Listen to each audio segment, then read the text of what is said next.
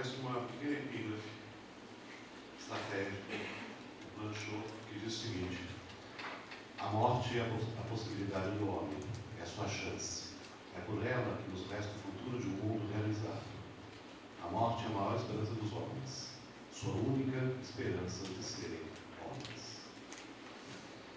A condenação à morte, instituto que acompanha a humanidade desde a aurora da história que temos acesso, não deixa de ser uma forma de banimento, porventura mais radical delas.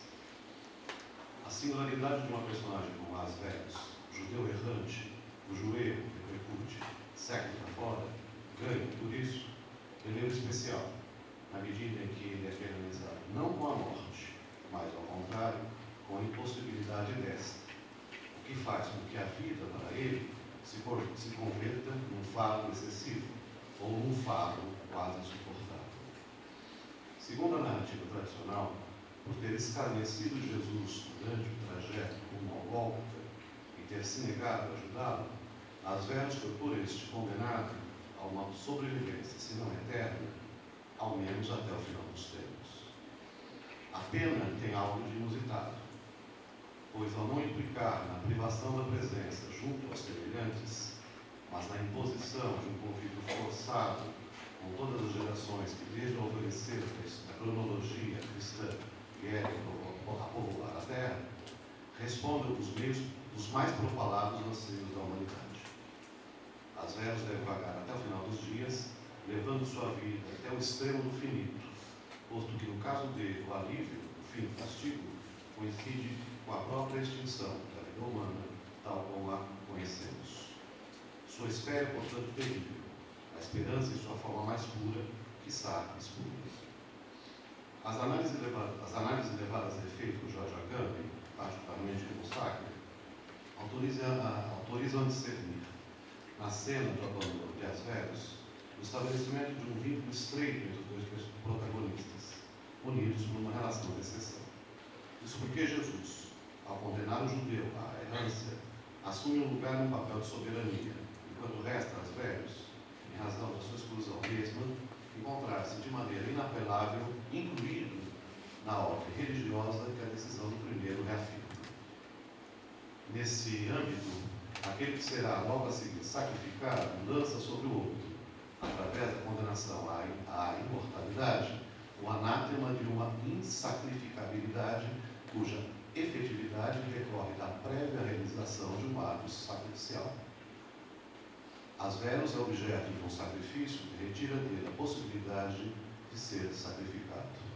Fascinante extensão de uma pontualidade. Os dois, de todo modo, constituem os polos complementares que validam a norma geral, isto é, a ordem cristã. A deificação de Jesus, enquanto vida voltada ao sacrifício, um ser que ao sobreviver à própria morte abre as portas da eternidade, corresponde assim à deitificação de As Velhos, um ser que vive aquém da morte, porquanto demonstração imanente do poder absoluto de um verbo transcendente. As Velhos transformam-se assim numa sorte de relíquia, qual seja o índice ou a prova material, desde para sempre presente e vivente, da potência divina, inalcançável. É a evidenciação de um milagre, de um poder de morte e de vida, que, no caso, estabelece uma perturbadora indiferenciação entre ambas, dado que não poder morrer de As Velhos confunde-se com a impossibilidade de alcançar propriamente uma vida, apropriar-se dela, vivê-la como propriedade. O persistir de sua existência evidencia não uma capacidade ou um poder que lhe é intrínseco, mas que lhe foi conferido e que emana de um centro avesso ao seu controle e que o controla e o subordina. Um centro de devoção, digamos assim, contaminado por uma palavra superior. O judeu errante, esse ser que resta, que sobra e não soma, torna-se, nesse sentido, um digno integrante da raça de Caim, cantada por Baudelaire, aquela cujo destino motiva a perplexidade cúmplice da voz que o poeta francês mobiliza para manifestar desconforto com relação ao absurdo do sem-fim de castigo. Citação da tradição de Ivan Junqueira. Raça de Caim, teu suplício, Quando, afinal, há de ter fim? A condenação à imortalidade opera como uma modalidade extrema de exílio, posto que com ela os velhos tendem a desprover-se de referências compartilháveis, isso tanto no âmbito espacial quanto no âmbito temporal. Dele, talvez seja possível dizer, com todas as letras, não ser deste mundo, e tampouco de nenhum. Sua morada é, afinal, um limbo irrelevável, um limiar infranqueável ou apenas franqueável num continente outro que não o humano. Sendo as velhas a corporificação ou a prova viva de um milagre, os relatos em torno dele possuem uma nítida matriz lendária. Em seu cérebro estudo acerca das formas simples, André Jones observa que a lenda, intimamente ligada às narrativas das vidas de santos, tem por objeto menos uma vida virtuosa que uma virtude, cujo apelo deve sobreviver àquele que a portava. E vale lembrar, em parênteses, conforme Jones, que no latim da Idade Média, o sentido de virtude confinava com o de milagre. O santo do sistema cristão constitui um meio pelo qual modos de agir postos como desejáveis são objetivados, podendo assim ser tomados como atestações exemplares dos desígnios divinos. A entrada de uma personagem santa nos domínios do templo é autorizada apenas após um processo de santificação, uma espécie de julgamento realizado em absência, após a morte daquela. É por isso fortemente dependente de uma série de testemunhos, que tem por fim comprovar, em atos da personagem, a evidência de dadas virtudes. Embora morto, o santo deve continuar a exercer influência, garantindo a preservação entre os homens comuns de uma memória, se não da glória, de um conjunto de ações aspiráveis nele conjugadas, fomentando em torno dele um encanto que, em termos ideais, deveria induzir à imitação. Daí o alcance modelar e estratégico das lendas. Nelas importa menos a recomposição de uma existência com continuidade, algo mais próprio da narrativa histórica, que a acentuação de momentos especiais, nos quais virtudes teriam sido manifestadas e posteriormente afirmadas. A lenda, portanto, é uma forma que se pauta pela fragmentação. Não deixa de ser notável o fato de Jones, em sua exposição sobre o lendário, referir-se diretamente a Asvelhos, qualificando o relato que permitiu sobrevida à personagem como Pandan, isto é, um membro invertido, especular, do par que forma lado a lado com a lenda. Também ali encontramos uma intervenção miraculosa, e como no processo de canonização, tal intervenção é confirmada por testemunhos. As diversas versões que dão conta da sempre vida de Asvelhos são povoadas de indicações sobre, por exemplo, ele ter sido visto em tais ou quais lugares, momentos, ou sobre indivíduos que teriam com ele falado. No seu caso, o poder salvífico atribuído à influência dos santos inverte-se em maldição, na medida em que, como conclui Jones, citação, assim como a virtude atuante se transforma em poder benéfico na pessoa do santo, do mesmo modo, a maldade punível se torna poder maléfico na pessoa do judeu errante. A peste, a guerra e a infelicidade sobrevêm tão logo ele aparece. Fim de citação. A lenda relativa a essa figura de antissanto e contínua movência serviu de base para um grande número de produções artísticas, que não apenas ultrapassam marcos de tempo e espaço, mas ainda fronteiras de gêneros e de modalidades artísticas. No Brasil, um de seus intérpretes foi Samuel Havertz, nome que subscreve a novela, abre aspas, Viagem de Asvelhos à Terra Alheia, em busca de um passado que não existe porque é futuro, e de um futuro que já passou porque sonhado, fecha aspas, publicada originalmente em 1970. O embaralhamento do marco cronológico efetuado no título da novela, de antemão indica o seu caráter polêmico.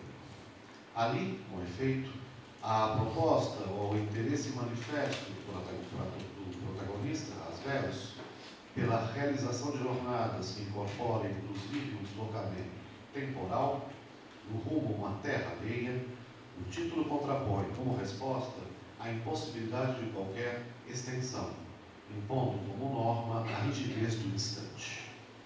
Delineia-se assim, desde o instante em que o texto principia, o diagrama de um tempo intocado e intocável, que escapa ao controle e à afirmação de qualquer modalidade de sujeito, ou dos sujeitos, um tempo incônscio.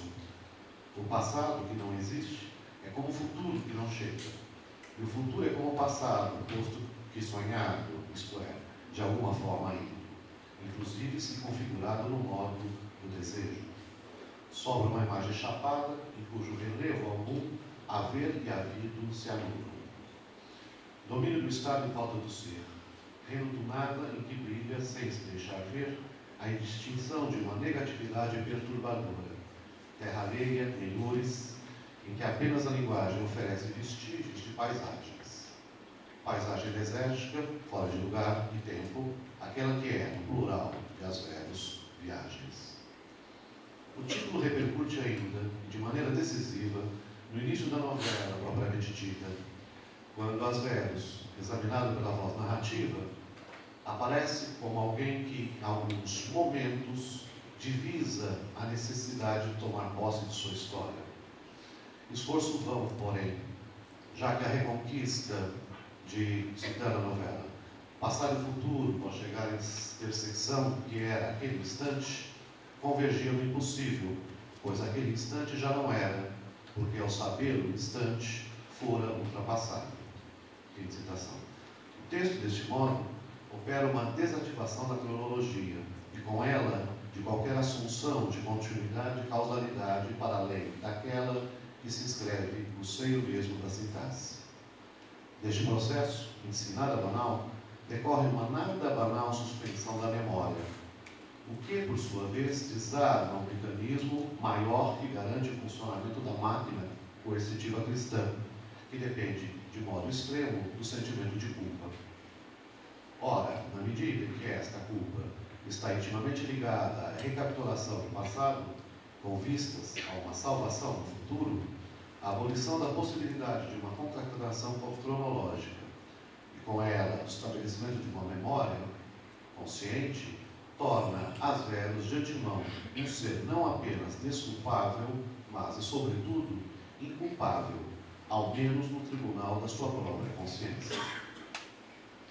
Embora isso não retire a personagem do seu lugar de exceção, dado que mesmo a sua ausência de memória é capturada pela pressuposição de um poder de memória posto como comum aos humanos, ela com isso, no mínimo, decola no terreno da economia cristã. O castigo que pesa sobre As Velhos, portanto, perde o melhor de sua eficácia. Ao tornar inoperante o nexo lógico entre culpa e castigo, a novela se insurge, de maneira radical, contra princípios os mais caros à matriz lendária e doutrinária de que, paradoxalmente, se alimenta. Isso não significa que As Velhos não saiba nada de si. Ele sabe de si, mas boa parte do que de si sabe lhe chega através de um saber que provém não de suas lembranças, mas de uma outra ou outras narrativas com que por acaso se depara. Citação da novela.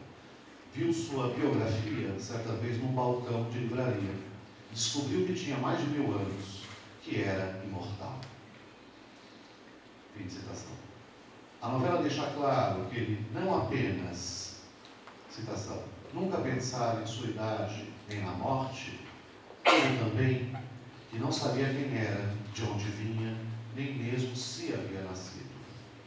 Do ponto de vista da positividade, portanto, o saber que As Velhos têm efetivamente sobre si é mínimo. Citação. Sabia apenas que existia, sabia que acordava, dormia, andava. Fim. Ele é, contudo, dotado de uma propriedade única, que reitera, aliás, a sua posição excepcional, o poder de se metamorfosear. Ao longo da novela, por diversas vezes, a personagem se transforma em outros viventes, de modo que, ao passar por outras vidas, ele pode livremente se deslocar no tempo e no espaço. sempre, porém, na curta duração de alguns momentos. Detalhe significativo é que tais vidas por ele encarnadas são, em sua grande maior parte, emprestadas, seja da tradição literária.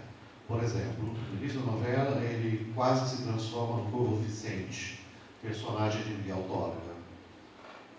Ou o Mestre Domingues, no qual ele se transforma, personagem de Abóbada, das lendas e narrativas de Alexandre Herculano. Então, as personagens que ele se transformam são emprestadas ou da tradição literária ou da tradição histórica. Personagens conhecidas a partir de narrativas que as salvam do esquecimento. Casos de Spinoza, onde ele se transforma em Spinoza, e de Marc Chagall, citados indiretamente no texto.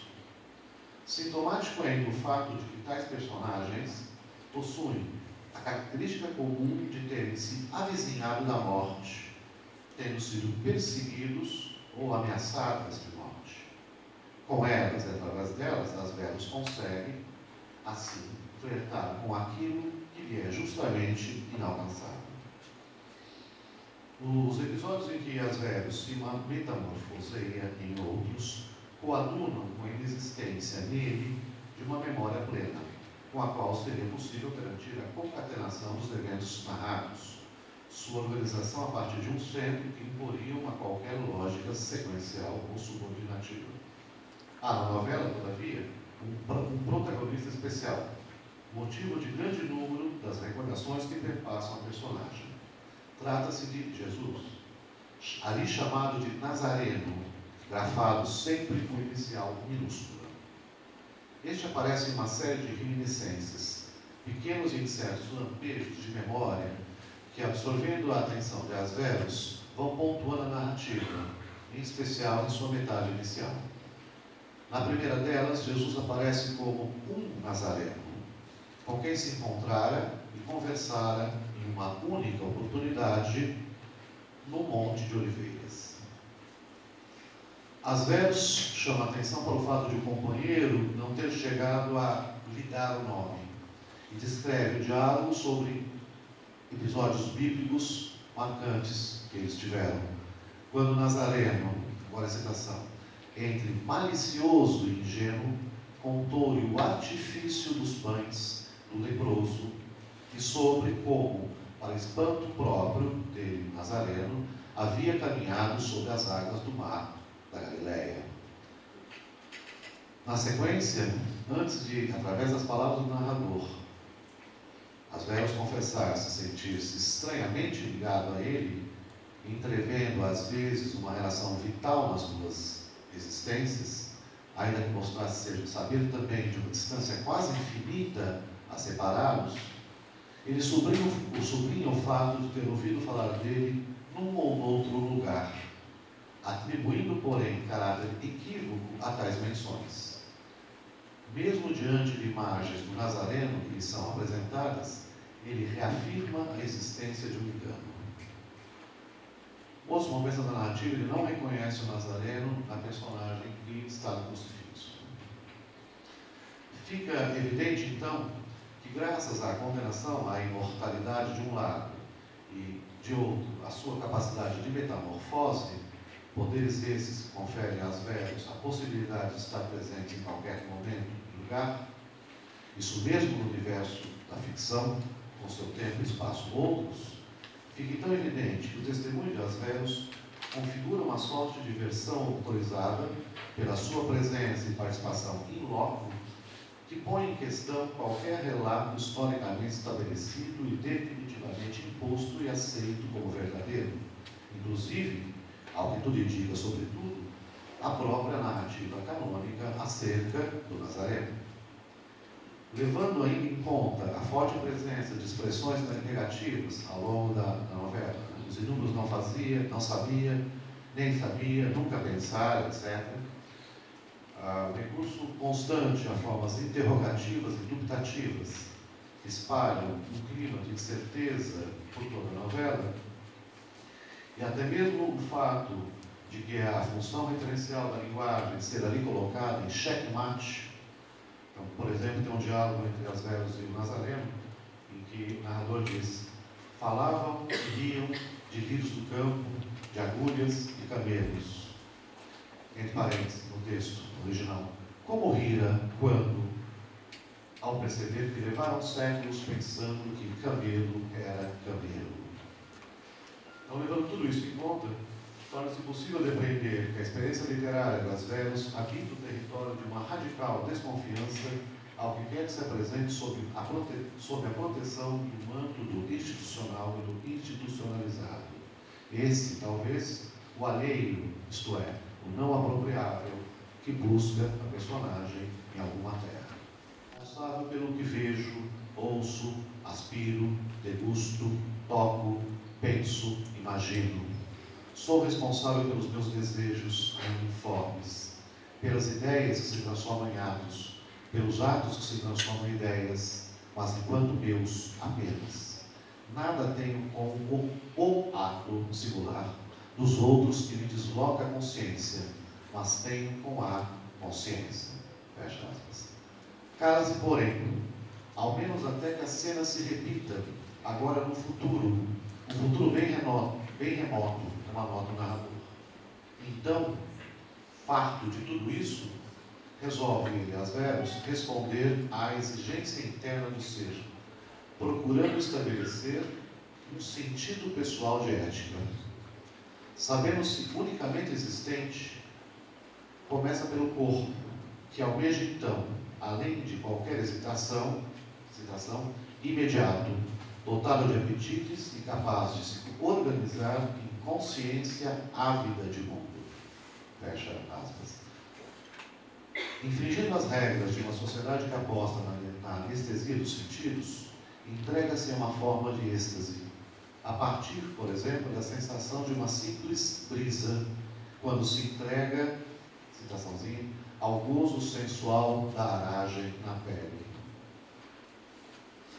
A ética que Asverus procura é atravessada por sensações, por, uma citaçãozinha, uma outra forma de saber, respirar.